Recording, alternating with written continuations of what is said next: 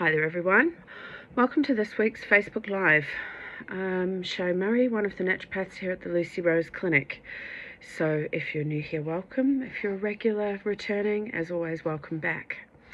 So this week's topic, from burnt out to balanced, how to set your hormones up for the rest of 2026. So February, look, it's often when exhaustion shows up. The momentum and adrenaline of January we're off, we're back to work, kids are back to school, normal routine is set in, summer is ending. All of a sudden the body starts to speak a little louder. So it's usually the time of year when people notice, they're more tired than they expect from the energy output of the day. Motivation feels further away, like it's hard to get motivated, and there can often be that sensation of, oh god, the year's only just starting and I'm already running on empty. And that's generally because burnout doesn't start overnight. It didn't start in February. Burnout accumulates quietly over time, so quietly you don't notice it's happening until it can be quite extreme. So I'd like to talk today about how to move from burnout towards balance, and how the choices you make can help shape how you feel in your body for the rest of the year. So why does burnout accumulate? Well, it's the cumulative effect, often of years. All right, because we're tough. We're made to endure. And so we keep enduring until we can't. So burnout builds from years of stress, under recovery, so like underestimating how much downtime we need, how much recovery time we need. Poor sleep, always a big one. Sleep is when our metabolic recovery is at its peak. So if we're not sleeping, we're not maximizing that. Hormonal strain and constant output without enough restoration. This really is something that we see all the time. We are too good at outputting without restoration. Okay. Eventually the nervous system and hormonal systems will start to feel the strain, and it can show up as chronic fatigue, so fatigue that doesn't resolve with rest. Reduced stress tolerance, which is a polite naturopathic way of saying things fuss you. You know, you hear yourself losing it, or you cry over something that you just think, why? Things that a few years ago wouldn't have bothered you all of a sudden bother you. Noises. Noises would be a big one. People not doing things when you expect. Or just little minor inconveniences that feel major at the time. That's reduced tolerance to stress. Brain fog, which can show up in lots of different ways, from forgetting what you're talking about mid-sentence, forgetting words for things, finding it difficult to learn or retain new information, and poor recall. All of that counts as brain fog. Hormonal symptoms, changes to your cycle perhaps, changes to your PMS, could be common changes to weight resistance is a big one. Yeah. When we live with dysregulated hormone pathways for a long time, or the body starts to find it really difficult to maintain a healthy weight. Feeling emotionally flat or overwhelmed. Yeah, this is a big one too. So it's not about being depressed or sad. It can be you just feel flat or overwhelmed, which is not nice, because life should be enjoyed. So what I think is so important to understand is that burnout isn't a failure.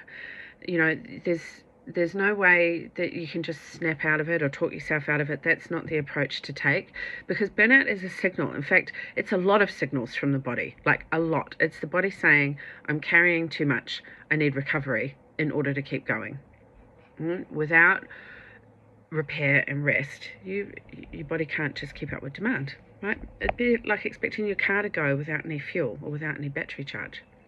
So if the signal isn't ignored for too long, symptoms will deepen, and when we listen early, the body is incredibly responsive. And you get better at this too, by the way. Once you learn how your body presents with burnout, you get better at navigating it and also preventing it from happening again. That's something we can help with. So what you address now will shape how your body feels for the rest of the year. So if burnout is ignored, it won't disappear, it will deepen, it will get worse. And stress hormones stay elevated, sleep becomes more disrupted, energy continues to drop, and you get this dysregulation loop.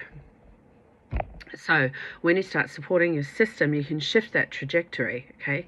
You can stabilize energy, you can regulate stress hormones, you can create a more sustainable baseline for the months ahead. So, reframe your thinking that this time of year is a checkpoint, not a time to push harder, a time to reassess what your body actually needs. Because balance isn't about doing less as such, it's about doing what your body can sustainably support. So it's not so much about removing items from your life, it's about how can you support your body. Is slightly different. So real balance will look like understanding how stress hormones affect your energy, supporting thyroid and metabolic health, very important, creating a regular recovery time and regular recovery activities, eating in a way that stabilizes energy, prioritizing sleep and nervous system support. That's crucial, that bit, and that tends to be the bit we let go of when things get busy. So when we have these foundations in place, people often notice their energy is more stable, especially throughout the day, less crash and burning, better mood balance, resilience to stress, improved sleep quality, that's nice. Clearer thinking, always good, especially when you're busy, and less hormonal reactivity. So balance isn't a quick fix, it's a gradual return to state where your body feels supported enough to function well again. Okay. So if the start of your year already feels exhausting, it doesn't mean the rest of the year has to follow that path. Okay, there's always things you can do. There's always a way forward.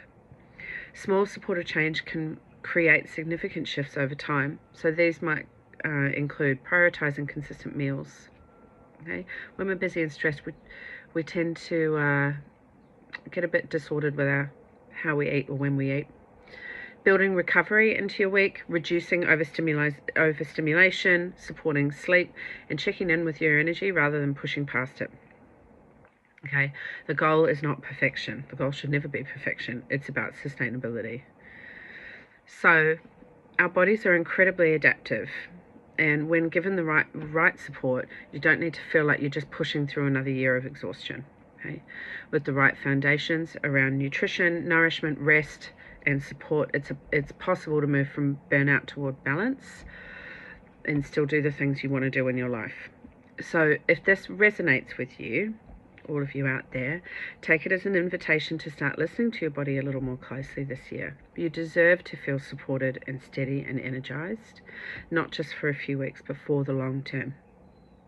So if all of that sounds good to you or something that you would like to know more about, then please go ahead and book a time to speak with a Lucy Rose specialist, either a complimentary discovery call, or you can book straight in for an initial consultation with one of our naturopaths. Totally up to you. You can find links to do those things in our website. So until next week, everyone, take care, make good choices, be kind to yourself, and I'll see you next week.